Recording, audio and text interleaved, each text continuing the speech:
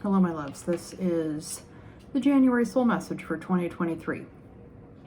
Take two. My cat got right up in the video and I had to pause and remove him, which is perfect because the energy that we have going into January is this overlapping energy.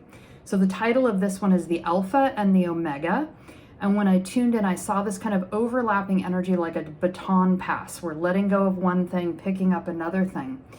And, you know, of course, like end of the year seems like a natural, normal cadence of things, but this feels different than that. This feels like a spiritual break with the old that has more intentional, tangible energy to it.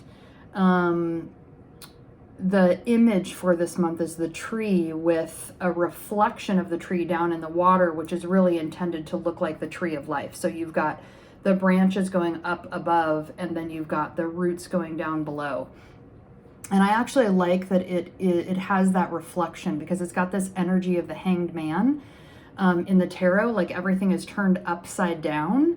And I recently heard a teacher of mine talking about if you were to flip the body upside down, the sacral chakra would be the third eye and the solar plexus would be the throat. So there's this energy of seeing and speaking that's necessary to clear and purge the energy of the lower chakras. And what I saw when she was talking about that is actually using both of those energies, the seeing and the speaking in tandem, helps to clear and purge out these old dense energies in the belly. And what that then does is activates the root chakra and activates the roots that go down into the earth, spiritually, energetically, physically, all of those things.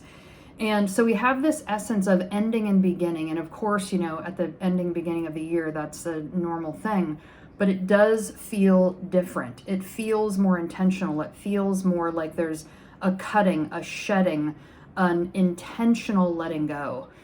So I really encourage you this month, if not like right here at the end of the year, at the beginning of January, to take some time and to do some writing and tuning in with what is it that I intentionally know I want to let go of and what is it that I want to bring in, because it's going to be easier to let go of it if you know what it is. I knew I wanted to say something from my first take.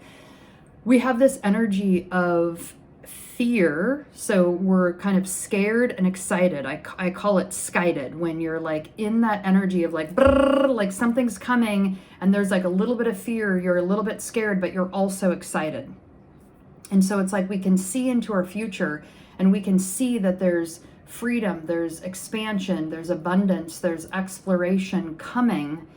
And it's like excited to step over that threshold and get into it. And then there's a little bit of fear with like the foot in, you know, behind the threshold in the old, that is like, oh gosh, but if I let go of what I know, will I be okay? Will I be safe? Will I be held? Will I be enough?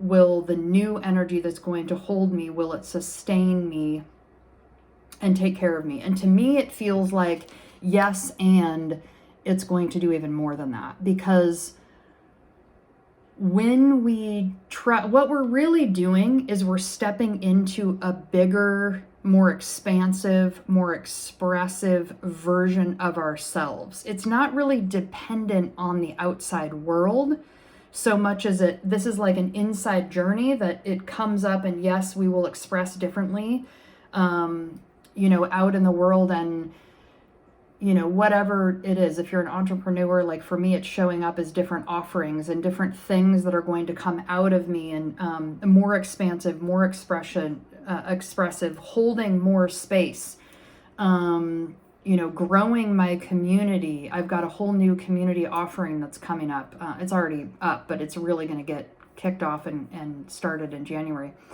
And I'll talk about that in a bit, but it feels like there's just a lot of growth coming for us.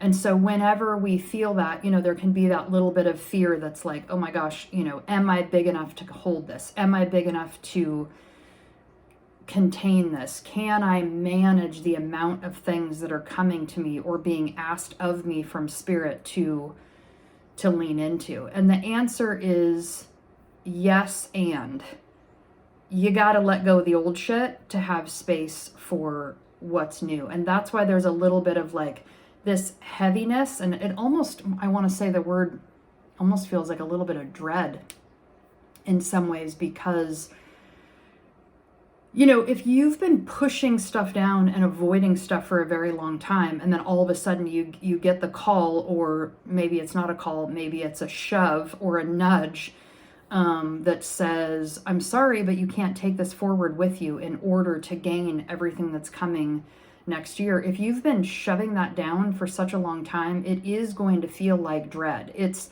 like the stuff that you've put all the way at the bottom of your to-do list because you kind of keep avoiding it and putting it off to the next day.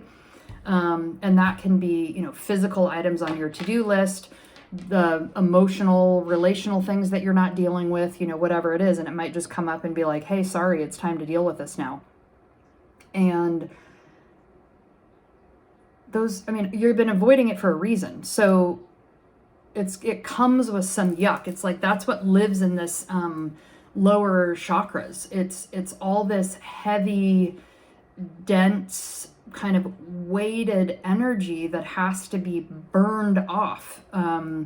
It's like, the heat of a fever that comes in to burn off the disease or whatever instability the body is trying to release, or the sweat in exercise, or whatever. It's like there's got to be some friction and heat to move it because it's dense physical energy. I didn't expect to go into that much of that, but let me just check my notes here.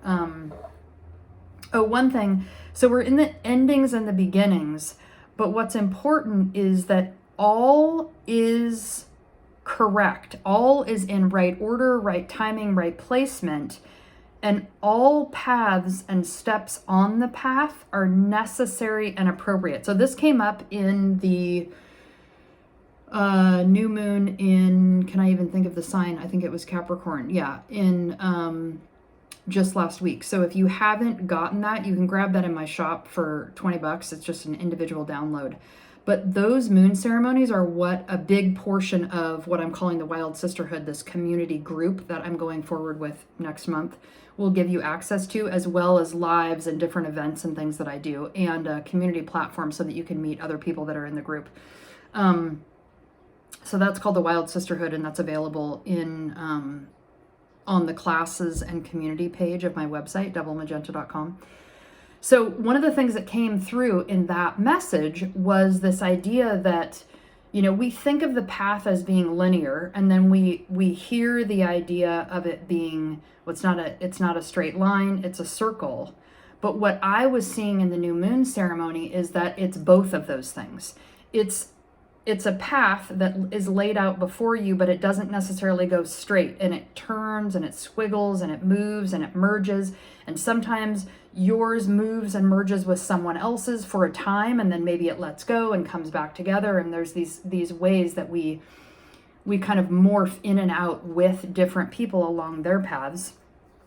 But whatever step you're taking, whatever thing you're working on, whether it's good, bad, right, wrong, challenging, whatever, none of it is accidental and none of it is wrong. There is no wrong. It's like there's no wrong path to take. There's no wrong step to take.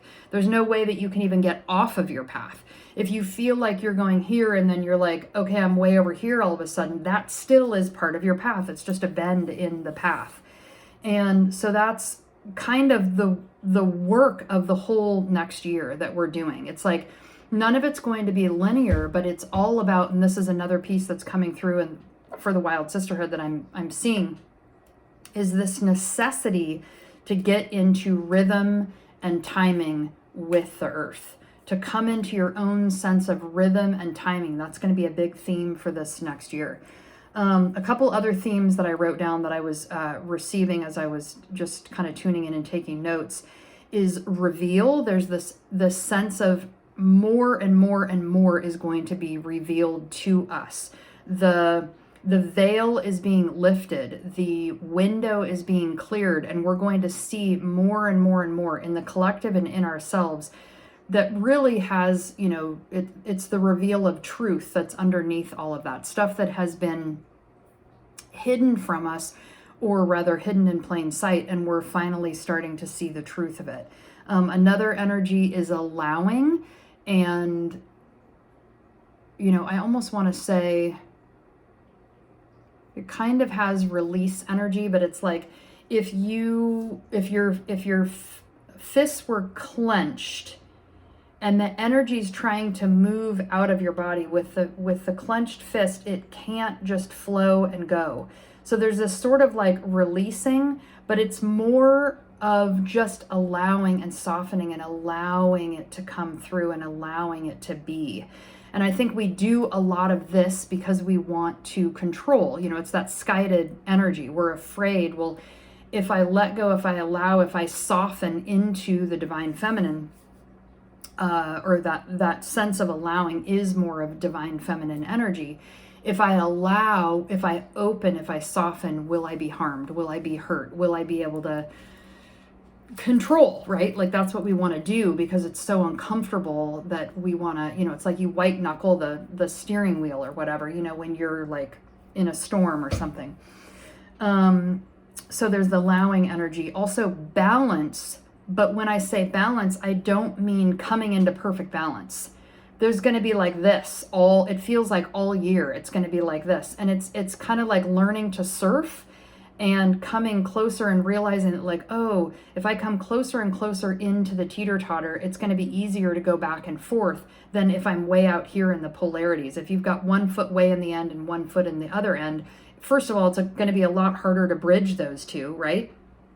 But you're kind of more running from this side, running from that side. But as you bring your feet closer and closer into the center, it's much easier to balance and to kind of surf the waves of the energy that's coming through. So that's the kind of balance that I mean. And then this other last piece was, I kept hearing judgment, like we're letting go of judgment. And that's kind of the baton pass, like we're setting down judgment for discernment. Because, the judgment card in the tarot, it's not talking about judgment that is you're judging someone. It's right judgment. It's right relationship. And so we're letting go of judgment the way that we judge other people, because all we're doing really is judging ourselves when we do that. When we have judgments of other people, it's really feelings that we have about ourselves and saying, well, I wouldn't act like that, or I wouldn't do this or that or whatever. And so we're just projecting our own garbage on other people. But what we're doing is really replacing the baton that's getting passed. It's like we're letting go of judgment and we're picking up discernment instead. And coming to this kind of middle balance of realizing like, oh yeah, there's a lot more gray area than we've been shown that there is. And the answer usually lives somewhere in the middle instead of someone's right, someone's wrong. We're all right and we're all wrong and we're all newbies here and we all don't know what we're doing, and it's kind of beginner's mind, over and over and over. I did want to talk a little bit about the sacred geometry for the year. So it is a 7-year, and you just add up the numbers, 2, 2, 3 to get to 7. So last year, 6 is the wheel. So when you're making sacred geometry, it goes a dot to a line to a triangle to a square to a hexagon. And once you get to, let me see, am I saying that right? Once you get to 6, it becomes a wheel, which means movement. And now we're adding a 7. So it's a little bit like a wheel with a kink in it, right? So I don't see it moving like 100% smoothly. And it's like once we get to the 8, that will be more smooth and it will make more sense. But now we're kind of like working out the kinks of it. So I did look up a 7-year just in sacred geometry to see what it represents. And what I found was purity, wisdom, unconditional love, and spirit. And I love that. Purity, it's like I almost feel like purity and wisdom go together. There's this sense of what is pure is wise, what is wise is pure. And usually when you hear truth, and it resonates in your body, it's like a full body yes. It feels like, oh yeah, that feels right. And there's a purity in that. And then when there's messages or things that you hear that feel like, no, it's kind of here, and then it angles, and okay, there might be a partial truth, but there's some other stuff that doesn't feel true. And then that's when you have to apply discernment and weed out what doesn't work. And then unconditional love, again, it's more about that gray area, being in the middle. And, it's like can we be open and safe? Can we be protected with our own discernment and not protected in a jabbing way? So it's a both and. Can we be gentle and strong? Can we be safe and calm, or protected and calm? It's that kind of thing. And I love that it said in spirit, because it feels like this year is all about coming back into right relationship with spirit, into timing, into cadence with nature. There's a real, I've taken a couple weeks off of Instagram, and I may continue to post here and there just offerings and things, but I really discovered that I do not like being on there. And there is, it's kind of like being tuned to artificial intelligence instead of natural intelligence. And I feel like when we're tuned, it's okay to like dip over there for a little while, but when you're over there too much, like you kind of forget your natural intelligence. And so I'm needing to spend more time in nature and to feel that kind of sense of things. And I forget why I even brought that up, but this rhythm and timing and this cadence and needing to be in right relationship with the earth, which isn't found in those, you can use technology. This is the other thing I was going to say is you can use technology to expand natural intelligence. But when you're using it in replacement of, or when you're looking to social media for your social connections, that's where things are going to go awry, because they don't live there. You could use, Zoom, you can use like online platforms to create connection. Especially, I think it's really valuable when you're talking about international connection, people that you wouldn't ever be in a room with or you wouldn't get to connect with. I think that's a really valuable part of online connection and community. But actually, I want to add something here, because one of the things that I've been feeling really intently for myself is that we are being called to kind of, I've talked about this the last couple of months, like pulling our tentacles out of the multiple places that we live, and social media is some of that.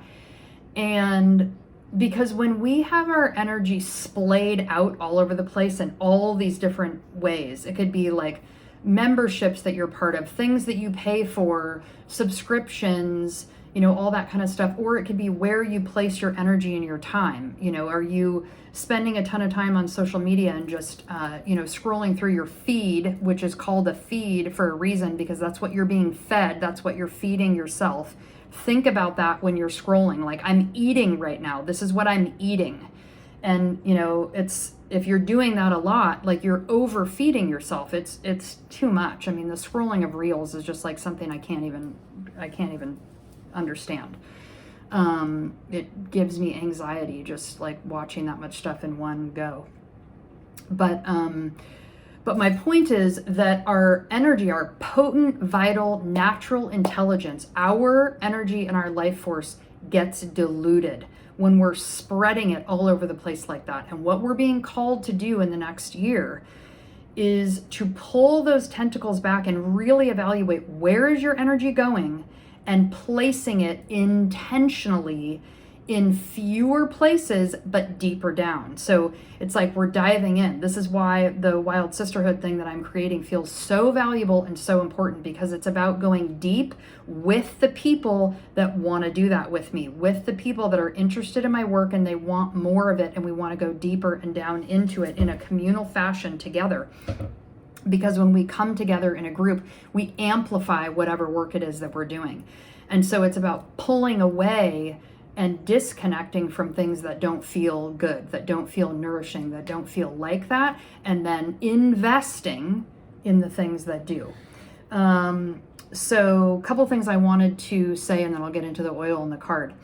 A couple things to consider for this month and for this year, but I usually do these things in January. One is picking a word for the year. So tuning in, meditating, however it works for you, writing, and just kind of tuning in and saying, what is my word for the year, as something that you can hold and meditate with over the whole year. Maybe it's something you want to manifest. Maybe it's something you want to learn. Maybe it's a kind of energy that you want to learn from, that you want to sit with, in communion with, or whatever, and receive messages. My word for last year was abundance, and let me tell you, I got it in spades in way more ways than I expected. In a lot of ways that I'm like, oh, I don't want that in abundance, but it helps to see, you're like, when you choose a word, you're going to see all aspects of it, all sides of it. So something to consider. And then the other thing that I always do on January 1st is a card spread for the year.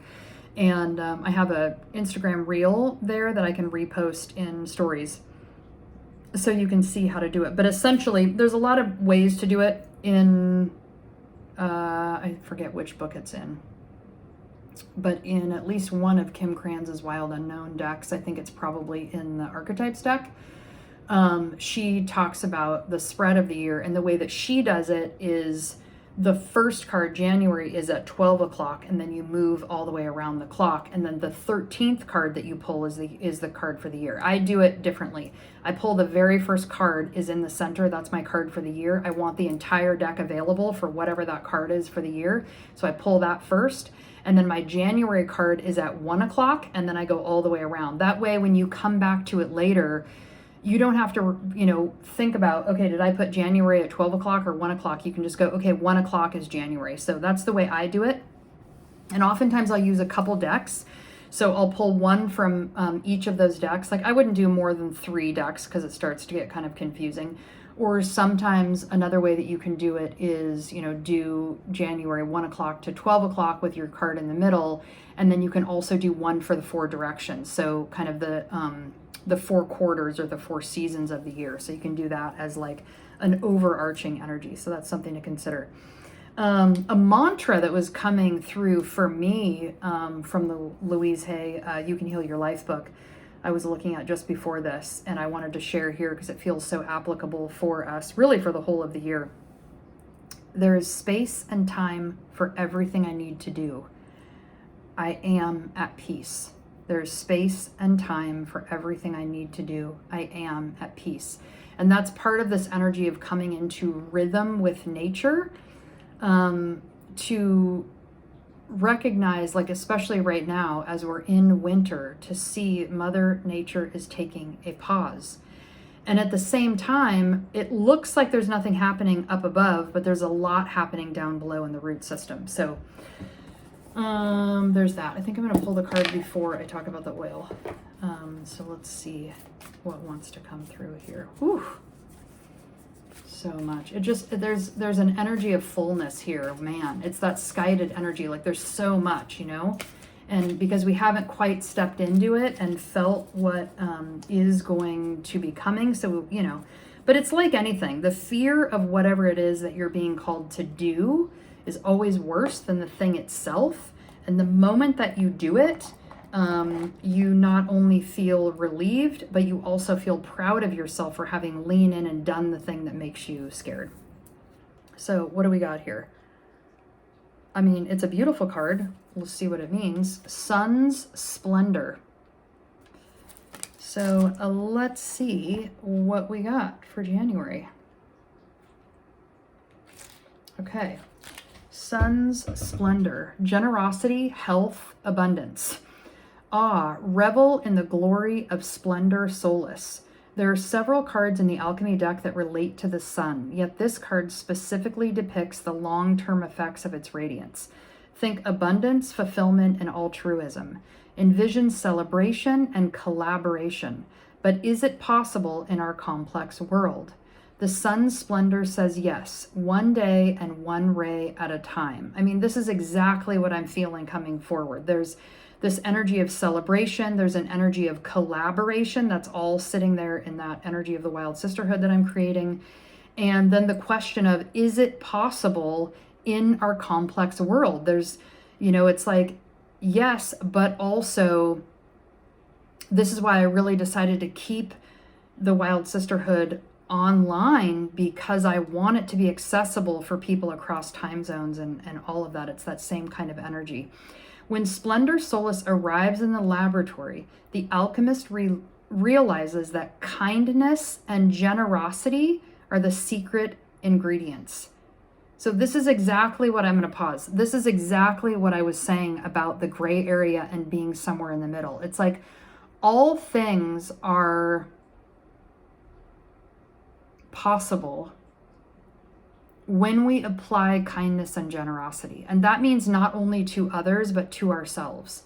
If we can be kind and generous to ourselves, that's when we can learn that, hey, everything is going to be okay. I think a lot of the machinations that we go through and a lot of the fear and difficulty that we go through is we have a feeling, we have a fear, a worry, a concern, an anger, an emotion that comes up that's really big.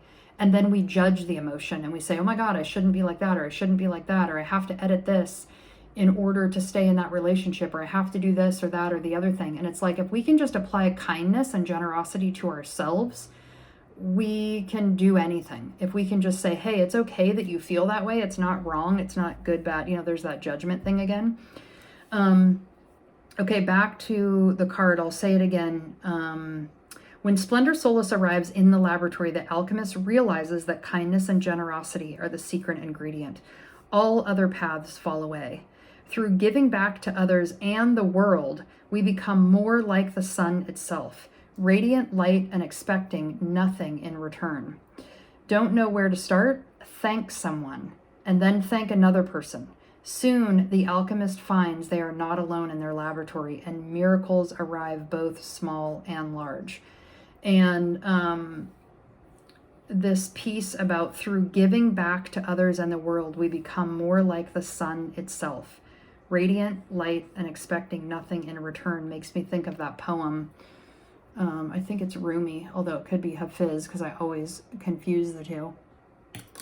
Oops, my earring just fell out. Even after all this time, the sun never says to the earth, you owe me. Look what happens with a love like that. It lights up the whole sky. I love that poem. Okay, to go deeper, look at the painting The Sun by Edward Munch, 1909, and to ponder the divine masculine. You can't make this shit up. The oil that I'm going to talk about is all about that. Now I know why I had to read this first. Scarcity often prevents us from feeling the sun's abundant splendor. Give freely today. Give anonymously. Give anonymously even. Then take note of how you feel. Scarcity often prevents us from feeling the sun's abundant splendor. Okay, I have to pop in again with the Wild Sisterhood. There is a thing going on with women, particularly, of competition, of judgment, of sizing each other up. And some of what I'm feeling called to in this communion, in this online gathering group that I'm creating, is the letting go of all of that judgment. I think so many of us have been wounded in relationship that we are afraid to move towards it. We're afraid that either we're not going to belong, we're not going to be accepted, something like that. But it's like, you have to work with that internally and invite yourself to the table first, and pull up a chair to the table and invite yourself. because that's a way to start unwinding that karma of not belonging. We keep ourselves in not belonging when we keep ourselves separate. And also, a teacher of mine used to say all the time, we are wounded in relationship and we heal in relationship. You can't get wounded in relationship and then heal it on your own. Yes, there's a time to pull back and nurture yourself in solitude, and also you got to go back out and be in relationship to really fully heal it. The Sun's Splendor is a card that indicates long-term overarching success and health. Though it is practiced daily, it accumulates into an ongoing narrative for the querent. Okay, I couldn't have said it better myself. There's another piece that my teacher, one of my teachers that I'm working with right now, that just talked about this. And this is why this energy of the Wild Sisterhood and the cadence and, the rhythm and timing is so important. Because, it's just like exercise. It's just like any other thing that you do on a, meditation, whatever. On a day-to-day basis, it may feel like nothing is actually happening. But when you do that day-to-day thing, when you do that monthly thing over and over and over in rhythm, then something starts to shift. Like my body feels completely different this year than it did 1 year ago when I got my Peloton last July. And my body feels completely different. And, does it feel different after just one day on the bike or one run or one yoga session or one meditation? No. It's over time. And so it's those little notches that we do that add up over time that they might feel insignificant. And it's kind of along the lines of what I was talking about with social media. It might seem insignificant to daily, or multiple times a day to come and to scroll. But over time, it makes you feel sick. It makes you feel lonely. It makes you feel tired. It makes you feel bored. Because your system is being flooded with information, and then you feel full. It's like feeling full and hungry at the same time. It's horrible. Okay, let's get into the oil of the month. I can't even believe I'm going to say a little bit about how this oil even came to me, because it's one I knew nothing about, but a friend of mine got this oil, and she had kind of a spiritual experience with it. And she opened it and smelled it and immediately burst into tears. And she's like, I don't know what it is about this oil. And so I'd known about it for probably a year, and I never really felt called to order it. I was like, is that something I need to have? Well, then it was on Black Friday sale, and I didn't get it then, but a friend of mine did. And I was over at her house and I smelled it, and I immediately was like, oh my God, I need that right now. And I ordered it, and I just got it a couple days ago. It is so delicious. Okay, the oil is Journey On. It's got a label that's like no other. There's a couple oils in the Young Living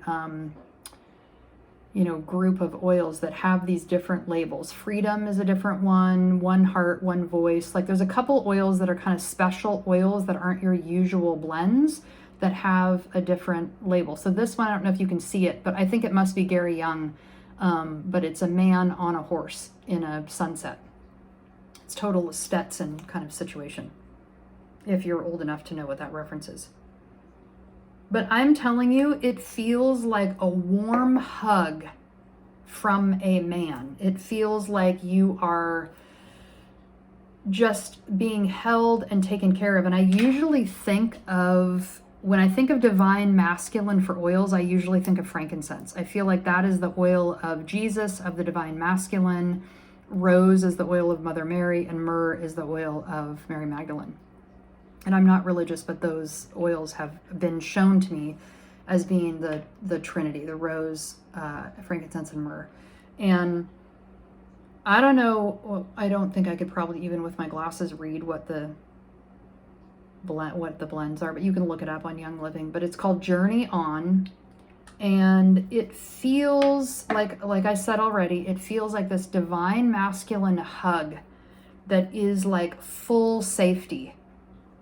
Especially for women, that's like giving our nervous system a break I've been diffusing it all day. I've been wearing it. It just feels so rich and so yummy and so nourishing. It's like nourishing in the minerals of the soil all the way down deep.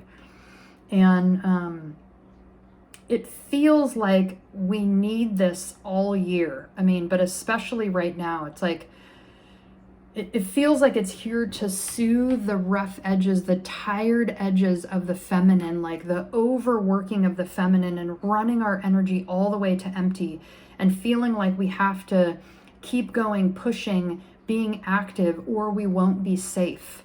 You know, it's kind of like that scared energy that's been on overdrive, or the fight or flight energy that we've been living in, you know, our whole lives, and we don't know how to be in calm, in groundedness, in like restored adrenal glands, like that kind of feeling.